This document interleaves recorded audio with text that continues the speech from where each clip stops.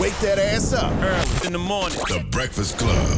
Morning, everybody. It's DJ MV, Angela Yee, Charlamagne the God. We are the Breakfast Club. We got a special guest in the building. Yes, indeed. Royce the 5'9". What's up, my brothers? Welcome back, sir. Allegory is out right now. Royce, let me tell you something. I've always known you was dope, right?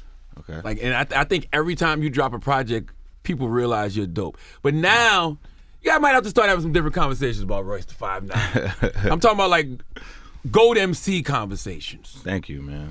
Like what are you doing? I feel like you're going to therapy, reading, like you just taking in more information that's just making you smarter and making your rhymes better. And obviously you feel that way because I see the GOAT ring on your on your head. Oh, it's just, you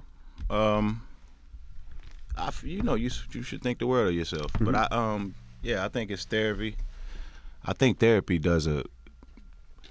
can do a tremendous job for a person. Absolutely. You know what I mean? Especially artists, because knowledge of self is what makes it to where you can make improvements in every aspect of your life, including, the creative aspects. And I'm always practicing, and you're right, I am always taking in information. And I'm just intrigued. I'm intrigued by perspective, and, I'm just learning a lot. And I still love it. And messaging is very important because there's certain things on the album you'll be like, Google that.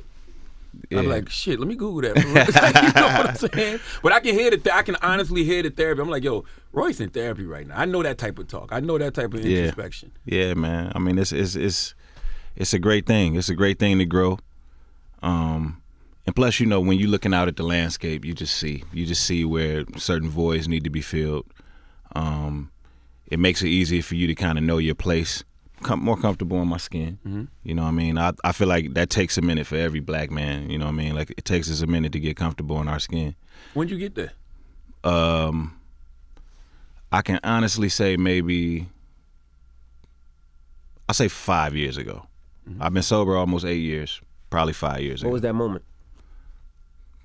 Another spiritual awakening, maybe. Yeah. We have them. I have mine on the way to the bathroom. Shit. Yeah. You know what I'm saying? But another spiritual awakening is just you wake up one day and you just start seeing things a little bit clearer than what they were before.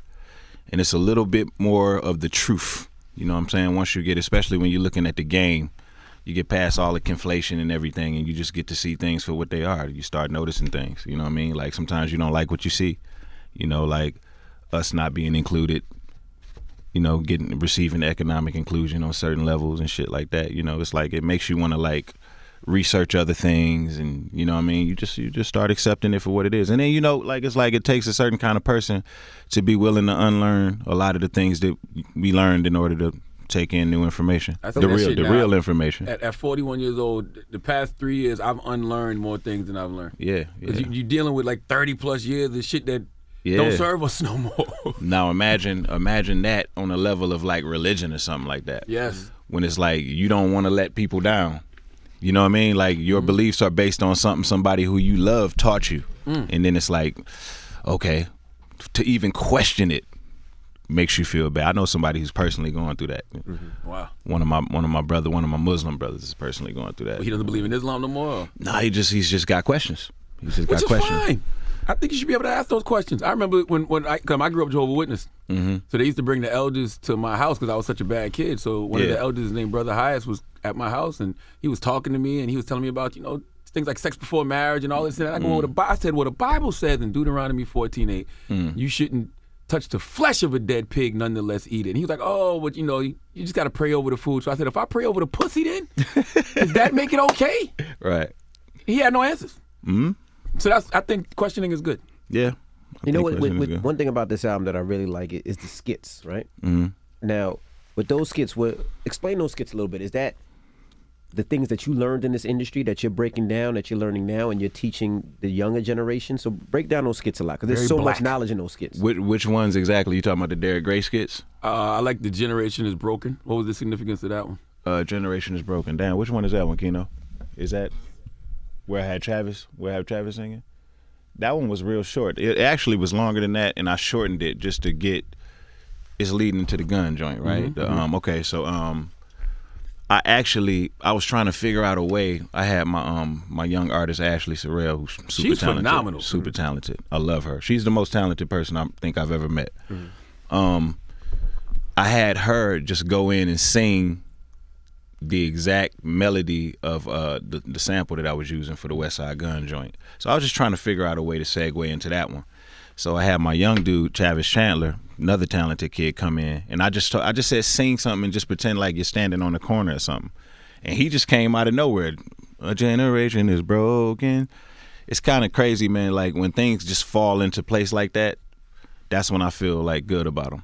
So it really wasn't like a crazy story to tell about that one in particular. Because it seems like you're trying to teach so much, like you're talking about the liabilities and assets and different things, and if a friend is this and what increases in value, what decreases in value. Yeah, it's the mentality that you don't hear a lot of people talking about, that I think our generation, or I could say our community, needs to know more about that. Yeah, see, that's a dude named Derek Grace. So you ever seen the guy kind of heavy set with the tattoo? Okay, yeah. From Florida. So I came across these clips on the net of him teaching his kids all of those things, and I was super intrigued by him.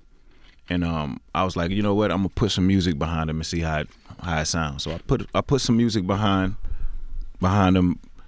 Didn't really like the way it sounds, so I put something else behind it. Then it started to click. It started to sound kind of crazy. So I'm like, all right, I'm gonna use these. So I reached out to him and just thanked him and was like, yo, man, you inspired me to look for those teachable moments with my kids. Mm-hmm. I may not necessarily want to teach them every single thing that he's teaching his kids, but the fact that he's arming them with the information in that way, and how astute to detail that they are, and how quick they just reciting everything back. I love children. Who's coming man. To save you? I saved myself. I like saved the whole myself. Thing I love children, man. Mm-hmm. I feel like they bring happiness. I feel like they bring money. I feel like they bring good karma. Mm-hmm. I'll keep having them if I could. That's so crazy. Yeah, brother, I'm telling you, if my wife was with it, I would just keep having them. Mm-hmm. I just realized that was Derek Grace. I literally thought that was something you wrote. I thought so too. I thought for sure that was you. I get it as quick now, but I'm like, oh shit, that was Derek Grace. Yep. It's two of them that I used on there. So even the ice cream in a little when that I was like, that true? Now that's what I wanted to Google. That's true. Wow, that's true. I didn't know that. Harry C. Brown. Okay. Harry C. Brown. The song is called "Nigga Love a Watermelon," and that's the same ice cream truck theme that's been coming through our neighborhoods ever since we've been babies. And I think most people don't know the origin of it. Nope. And I just feel like, you ever looked at the cream of wheat box? Yes, with the old Barbara Bush on the front, isn't it? Shit, I don't think so. I don't remember. Wheat boxes. It look like it's like a slave. If he's not a slave, he's the help. You know what I'm saying? Oh, let me see. I'm thinking of Aunt Jemima. Aunt Jemima, yeah. Oh, I'm thinking of the Quaker Oat box. Oh, the slave. Oh, that's a slave? I thought that was just a he's chef. Serving. I thought he was a chef. He got a top hat on. See, this is what I was thinking about. I was thinking about that. That's Barbara Bush. That's the Quaker Oats. Oh, yeah. Nah. But yeah, the cream of wheat. Look that up. Look that up when y'all get a chance. Mm-hmm. Interesting. But I didn't know you looked at your rhinestone do-rag as your shiny shoot moment. It was. I never thought it was, bro, it. because I mean, there never was a time where that was like cool. It's not like it was like a phase that hip hop went through. I thought it was a Detroit thing. I didn't know. No, see? I'm being honest what, the rhinestone do-rag? The rhinestone do-rag. That's the last thing that it was. It was Detroit thing. But when I was signed to Columbia, man, they were like, I don't know if they were trying to turn me into Nas or what was going on, but they told me, because I love the way Nas dressed, so I was just like, they told me I needed a stylist, and I was like, they was like, who do you like who dresses? I was like, Nas. All right, we're gonna give you his same stylist. And she suggested the rhinestone do-rag. I've never seen Nas in a rhinestone do-rag. I've never seen that. I have seen Nas in an Adidas tracksuit with Nikes on, which disgusted me. But I've never seen him in a rhinestone do-rag. I never seen him in a rhinestone do-rag either, and that's why I feel like it was a conspiracy. You said you wore the rhinestone do-rag, so you don't have to. Yeah. The rhinestone do-rag becomes, it's not even about the rhinestone do-rag in particular no more. It's the thing that represents in the business. When we come in and we just become accepting, because we don't want to let nobody down, or we don't want to ruffle feathers and shit like that. So the message is just, you don't have to be so accepting. It's okay to question things. It's okay to, use your instincts. That's one of the things that we forget to use when we're young artists, because we think we just want to be famous and, we going with the flow. But there's people out there, like there's executives out there who prey on that shit. Yeah. You know what I'm saying? So. What does I Don't Age represent for you? That record's dope. Thank you. I Don't Age was the first beat that I made that I was able to write to and rap over. So, I mean, I didn't know I was even doing the album when I did that one. And that's the reason why the song isn't about anything in particular. So it really just represents kind of like the jump off to me doing the whole album where I produced the whole album. I saw M talking to Crooked Eye, and he said that it's weird to watch you produce your own beats. Yeah, because he always been telling me to produce. He been like, you should try it. And I put so much time and effort into like the mechanics of rapping. You know, like that's my first love, man. Like I feel like I can give you that any way you want it now. You know what I'm saying? So now it's just time to expand into doing other things. And I kind of got like a cheat code a little bit. Like Mr. Porter taught me how to use Logic. DJ Premier taught me how to use the MPC. He sat on FaceTime with me for 2 hours and walked me through how to do it. Wow. And when I was finishing with the mixes for the album, I sent everything to Preem, and he sent me a long list of changes, tweaks. Turn the snare up on number 9. Turn the kick up. Right here, 333 into the song, turn that down. Put this on that. Tell your engineer to call me. Why'd you just fly him to Detroit and say, mix it here? I mean, I didn't know it was gonna be that long list of shit, but right. it turned out to be just easy fixes. But you know, like when you have that kind of support system, you know what I'm saying, it boosts the confidence. Does it excite you that it feels like lyrics are coming back? Lyrics matter, not just on your regular heads. It seems like it's getting more commercial now, with people really starting to care about lyrics again. I mean, it's exciting, but I'm not really one of those guys who ever felt like they didn't matter. You know what I mean? And I had like a little small celebration when this guy was saying, nobody care about no lyrics. You remember when Kendrick dropped the Control verse? I do remember. And right before that, you were like, nobody care about no lyrics. This was earlier than that, though. This was when like Kendrick first was bubbling. I don't think Good Kid, Mad City was. Are you talking when Slaughterhouse first came in? Or before that? No. I wasn't here. I was just, I watched the show. Oh. Yeah, okay, you were saying it on the show, and you were like, nobody cared nothing about no lyrics. I think maybe a day later, Kendrick dropped the Control verse, and all that shit changed.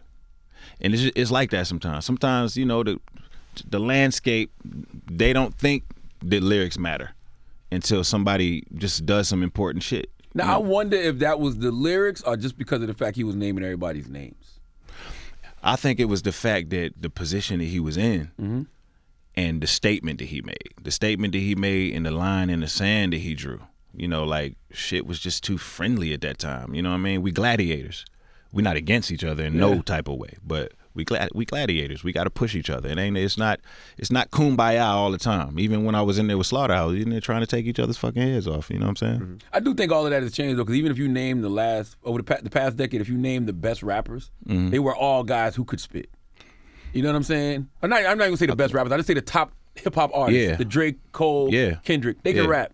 The Big Sean can rap. Wale them can rap. I think the most important projects that have dropped since hip hop has been in existence has been all people who can rap. All of the Outkast albums. The Chronic. Yep, the Nas. Chronic. All of the Chronic albums. Dre got perfect verses on those songs. You know what I'm saying? Like I don't think there's ever gonna be a time where lyrics don't matter and thought-provoking art doesn't matter. Yeah. You ever look at Griselda, right? And that crew and how busy they get, and think about. You've been on them early too. You've been on them early. I talked about them up here. Yeah, very early. You ever think about the way that they construct and the way they come together and where they move? Slaughterhouse should have moved that same way back then. We kind of did, but the difference between them and us is they're a little more self-contained in terms of just they have an infrastructure. Slaughterhouse was like 4 different entities coming together with no real desire to be group members. You know what I mean? It was just like we did a record together. People really loved hearing us together, and then whenever we got together and spoke to each other and it was on camera, people really engaged the shit. Like it was a big deal. We didn't understand why, so we just went with it. We just kept going. You know what I mean? So as time progressed, there wasn't always Like when we did the first album, I kind of like started a bunch of the songs. Crooked started a few of the songs just to get shit going. So that ended up being kind of like our sound. So when we went in to do the Shady album, more people wanted to start songs, more chefs in the kitchen, just no real, you know what I mean? Nobody wanting to step on nobody's toes creatively, but everybody wanting to have more input. That to me was like, it was a little bit tough, you know what I'm saying? Because, you know, that changes things a little bit. Mm-hmm. Whereas with those guys, they kind of already have everything in place, what they're doing. You know what I mean? They move a little bit more like a unit, you know what I mean? Like it was already understood before they came into the game. Yeah, and they from the same place. Yeah, and they all family. They all family. They sound like they rapping for their lives. Yeah, like, and we met each other. Me, Joe, Crook, Joel. We met each other in Slaughterhouse. Mm-hmm. Mm-hmm. I didn't know any of those guys prior to. I was fans of them, but I didn't know them. You know what I'm saying? So that's another thing. And I mean, you know, shit. That song with Benny is hard on the album. Benny, thank you, man. Ashley, I didn't know who the hell Ashley was. I was just like, a lot of my favorite songs on the album. She's on the joint with Benny. She's on the joint with T.I., right? Nah, that's White Gold. That's White Gold. White Gold is on the White Gold and Cyree the Kid is on that one. Ashley is on a song called People Go. Okay. Toward the end of the album. That's where I'm shouting everybody out at the end. Yeah. Mm-hmm. I should have shouted you out. I should have shouted you out. I'm sorry about that, man. Killer Mike, Jamel Hill, loved you them. deserve to Hughley. be in that company. I loved all. I was like, why have David Band? I love all the T.I. I was a little I should have shouted out my boy. I'm not gonna lie. I wasn't upset, but I was like, damn. He was waiting. I'm gonna do a do-over. I'm gonna do a do-over Let me turn it up a little bit. Let me turn this on. I know my name about to come. You got this hard bar on the album, man, where you rapping about white people saying the N-word, and you was like, Pookie can say it in front of Seinfeld, but wouldn't say it in front of DL, but something on the DL. What the fuck was that, man? I said, Bill Maher uses the term nigga so loosely because he knows that he be using it on the DL. But Louis C.K. know he can use it in front of Pookie. But know damn well that he wouldn't use it in front of DL. Yeah. What made you? I know what made you write it, but what was your mindset when you come up with something like that? I think to myself, when you're a white person and you have a platform, you have a certain social responsibility. You know what I mean? And sometimes it seems like certain guys with platforms, they try you, they push the boundaries just to see how far you'll let them go. I felt like they was kind of pushing homie a little bit. Mm-hmm. He was kind of pushing homie a little bit. So, I mean, I just felt like, you know, like that shit is unacceptable to me. It's unacceptable to me. So, I mean, it's not like I'm going to be in outrage and, you know, in protest, but, you know, like, that's not cool. You know what I mean? Like, not only is it racist, but it's disrespectful. You know, respect, you know, that's where I draw the line at, you know, when it comes to disrespect. So, you know, but I wasn't like mad at him or nothing like that, but, you know. I mean, I just like the line because I was like, yo, he wouldn't say that in front of DL. Yeah, you expect more out of a guy like Bill Maher, you know what I'm saying? Because I was a fan of him, you know what I mean? Obviously, you know, he's intelligent, you know what I mean? He can comprehend, he's aware that that's wrong. But it's like, I felt like he was just, I like how Cube handled it though. I like it when Cube went on the show and just kind of put everything in perspective. I was cool with it after that. I want to go back to Eminem for a second because on the album you say you wish M didn't respond to everything.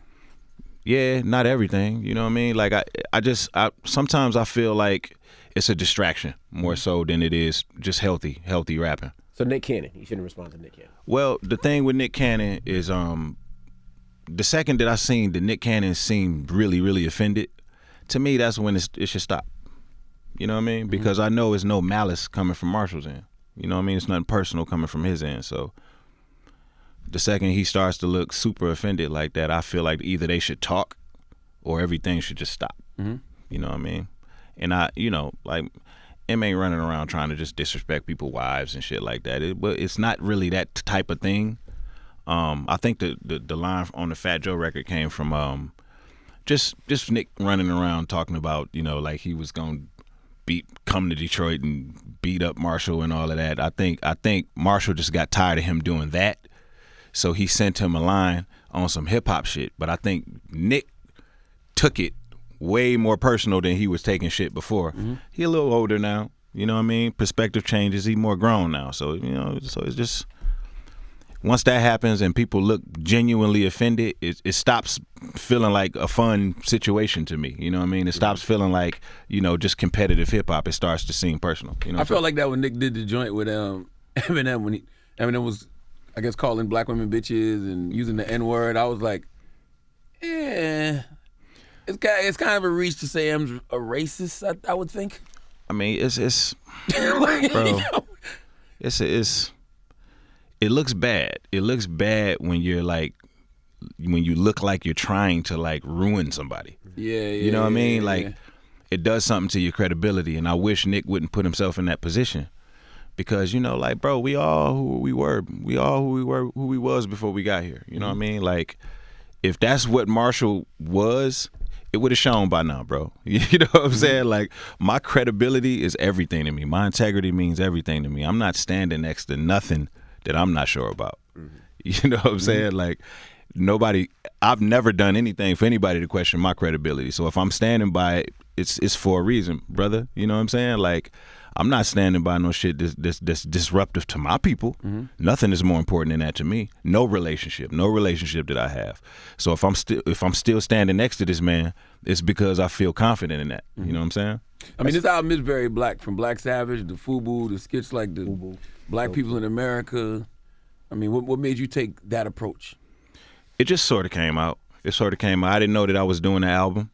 I started messing around with the production. One thing led to another. I look up and I got some songs. You know what I'm saying? So I agreed to do an EP, and I couldn't figure out a way to get 3 or 4 songs to sound like I'm completing a thought. So I just kept adding to it. Next thing you know, I look up and I pretty much got an album. So I've been saying this is the first album that happened to me, as opposed to me. Wow. As opposed to me planning to do it. Usually I like to know what I'm gonna do before I do it. I usually like to have a purpose. I usually like to be able to see it first so I can kind of actualize it. You know what I'm saying? But it just kind of happened. Why do you want to throw around Yellow Wolf? Why do you want to drag him around? You think I dragged him around? Just a little shot, 1-2 shot. Yeah, I mean, he just did something disrespectful. I told myself that I wasn't gonna allow what he did to change my character or have me doing anything, like that's not indicative of who I genuinely am. So that's why I'm not airing it out. I can tell you off camera. But he did something that I took a disrespect to. There was a window of time that he had to reach out and kind of clarify, and he didn't. I feel like that spoke in abundance to me. And I felt like mentioning it on the song was the only way that I can deal with it. I'm certainly not going to do nothing that's going to have me looking like I'm trying to like go on a campaign and like ruin somebody or promote negativity in any kind of way, or you know what I'm saying, or just trying to use something to roll an album out or something like that. Like, I'm just not cut like that. You know what I'm saying? So is he just like a disgruntled, shady artist who's mad that you and them still tight? No, it's nothing like that. It's not like that. It was something that he did that was disrespectful. I'll leave it at that. Why are we protecting the white man? I'm not protecting anybody, bro. Trust me. He's not safe. I'm just saying I'm not airing it out. Now what's going on in Detroit right now? Recently Slick B was killed. There's been a couple of shootings in Detroit. Is it getting worse? And why is the city getting worse if that is the reason? I don't know, bro. I don't know. I don't think that that's a question that anybody can answer. You know what I mean? We go up and down. We had our bad days. We've been having our good days. But every now and then, man, somebody just kind of disrupts what we're trying to build. You know what I mean? Like, and those kind of people, man, it's unfortunately they come with it. You know what I mean? You got the good ones, you got the bad ones. All we can do is just keep taking steps, man. Keep taking steps in the positive direction. I'm not sure if these guys knew how important homie was, but yo, man, it hurts. Because it's like it's a L for the city. It's an L for all of us. Nipsey getting killed is an L for hip hop. It's an L for all of us. Kobe dying, it's an L for everybody. You know what I mean? And it's unfortunate. You expressed concern for T Grizzly on the album. Yeah. I think T Grizzly, and I respect T Grizzly. Nothing but respect, nothing but love and respect. I support him. But I feel like I feel like a lot of the young guys, they lack the information. They need information. And I'm one of the people who I have some of that information. Mm-hmm. You know what I'm saying? So they need to know that they can reach out to me anytime. I'm available anytime. I'll make time. I'll make time to make sure that I can give you the information that you need, whatever that is. Anything, it's okay to tell somebody, let me get back to you on that. Let me go ask one of the OGs. That's my job. That's my job. You know what I mean? Like, I feel like I have an obligation to do that. And the youngins don't always take us up on that offer. Mm-hmm. You know what I mean? And Marshall is the same way. He's the same way. So and I think that they assume that because he's on the level that he's on, that he's just, you know, automatically tapped out all the time. So I'm sure it's hard to get Marshall's number. I'm sure they just you're not just calling him, but you don't need to call him. Mm-hmm. You don't need to call him. But don't think that he's so far away that he's not willing to pull up and do something that he needs to do in order to move the city forward. That's always been a thing of ours. Like, it's always going to be, you know, we're not always on top of it 100%. But yo, we're not perfect either. It's okay to nudge us, pull my coattail, hit me anytime. Hit me anytime and wake me up if you feel like I'm not doing something I need to be doing. You know what I'm saying? But the reason why I say that is because he took a shot at M on a record. Grizzly. Mm-hmm. Now, prior to him doing that, Marshall approached me about T Grizzly. And he was like, yo, do you think I should jump on a record with him? You think I should put him on a record? I said, yes, but I think you should wait just a little bit until he gets maybe one more of those records, just so they don't give you the credit for him taking off. I want him to have all of his credit. You know what I'm saying? Like, I want that to be him. You know what I'm saying? So he was like, you're right, all right, so we'll just wait. So we were just sitting back watching him. And then he came out with the diss. Mm-hmm. And then Marshall called me like, what the fuck? You know what I'm saying? Like, he was like, he just burned the bridge and he ain't even know he had. You know what I mean? And I hate to see the youngins make those kind of decisions. Not that it can't be repaired, that it's no beef or nothing like that, but I'd rather it be unity first. I need for these guys to put it into their minds and unity first, because that shit that he did, that's the same type of shit I used to do. You know what I'm saying? Yeah. T Grizzly and Eminem not even in the same lane though, so I didn't even understand that. Well, I didn't understand why T Grizzly would even draw a line in the sand like that, you know? And what it's about is figuring out a way to merge both lanes together, figuring out a way to make it work for all of us. You know what I'm saying? Because at the end of the day, people need to look at it like it's just a Detroit thing. People don't need to put us in different categories. We are Detroit. You know what I'm saying? Well, I see you starting shit, though, because you said the best rappers out of Cardi and Megan is Cash Doll. Somebody asked you that, Royce. That's my line in the sand. That's my line in the sand. Then he said, I'm from Detroit. What you thought? Cash Doll is everything, bro. Cash Doll dope. I just seen Cash Doll the other day, too. Shout out to Cash Doll. She's everything. What was the emotional preparation for recording the song The Hero? I'm glad you asked me that, bro. My last album was super personal. I talked about some things dealing with my dad. I thought that I painted the pictures correctly. You know what I mean? I thought I painted them in a way where people would take out of it that my dad is my man. That's my hero. You know what I'm saying? We had good times, we had bad times, but the relationship never was a bad one. And I think that people are so used to rappers kind of like shitting on their family members that some people kind of like took it that way. And even my dad made a couple comments, not to me, but to my mom. Some things that got back to me. And I just learned a lot about artistry through that process. You know what I mean? I learned that you can be speaking your truth, but if there's somebody else involved in your truth, they may not take it the same way. They may take it like you just airing their shit out. You know what I'm saying? Or to go even deeper, the way you remember it and the way they remember it may be two different things. That's real. You know what I'm saying? So I feel like, you know, to meet my dad halfway, maybe I could have let him know at least that it was coming. It was therapeutic for me to get it out, but to kind of like to catch him off guard like that and just kind of surprise him like that, I think I should have took that in consideration. So I felt like just something else on this album to kind of clarify that and to let it be known the way I feel about this man was important. Has he heard it yet? I'm sure he's heard it by now. Yeah. I mean, I've been on the road since the album been out, and I haven't spoke to him yet, but I'm sure he's heard it. Why let them hear it like that though? Like, is it like hard to like say, Pops, come to the studio, or I want you to hear this record? Like, why let them hear it when the album dropped? I didn't think about it. Yeah. I didn't think about it. You know, I think, and my dad, I'm so used to my dad controlling the narrative, and he's so used to controlling the narrative and being just in charge. When it comes to my art, man, like I don't reach out to people and speak about anything. Mm-hmm. I need to be able to speak my mind freely. Like it's therapeutic for me. Like if I speak to somebody before I even write it, that conversation will automatically either water it down or just change the dynamic of it. And I don't want to do that. But also, I don't want to ever have my loved ones feeling the way about my art, because when it goes out there, it's forever. Why do you think black men have such complicated relationships with our fathers?